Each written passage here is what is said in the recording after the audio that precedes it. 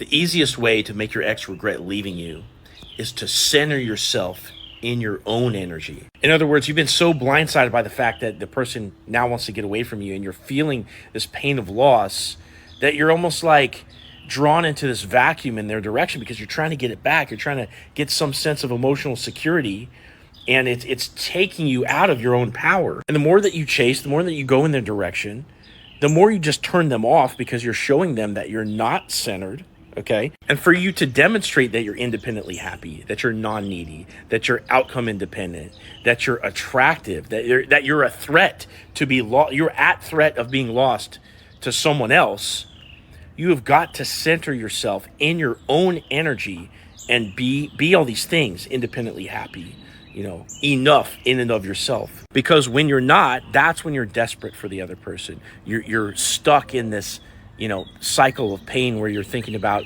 all, how your future won't be the same, how you're losing your family and friends, or maybe the place that you live together, or all the memories that you had. You're not maybe ever going to find anybody that's like that person ever again. These are the thoughts that are going to consume your brain if you're not centered. So think for a second about what it looks like to interact with somebody that's centered. They're going to take their time speaking. They're not going to be so anxious to pick up the phone and text every little thing. They're going to be, purposely focused on the things that better their life, be it hanging out with friends, doing their hobbies, making money, even dating other people that more fit what it is that they're looking for the long term, that aren't going to push them away. And whatever your energy is, understand that this gets sub-communicated to the other person when you talk to them, through your vocal tonality, through your facial expressions, through the size of your text bubbles. Everything that you do, the other person can read it. So if you want your ex to regret leaving you, you essentially have to take your power back, to center yourself and start pursuing things that benefit you and not that other person that's pushed you away. And until you can do this, and until you become comfortable with sub-communicating to that person that you're starting to move on, you will not emit the kind of energy to that person that causes them to come back around.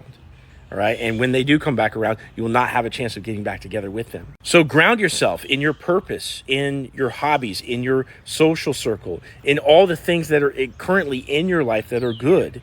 And if there's not enough there, start doing them today. And this is going to be the start of re-attracting that person back into your life if that's the person that you want to be with.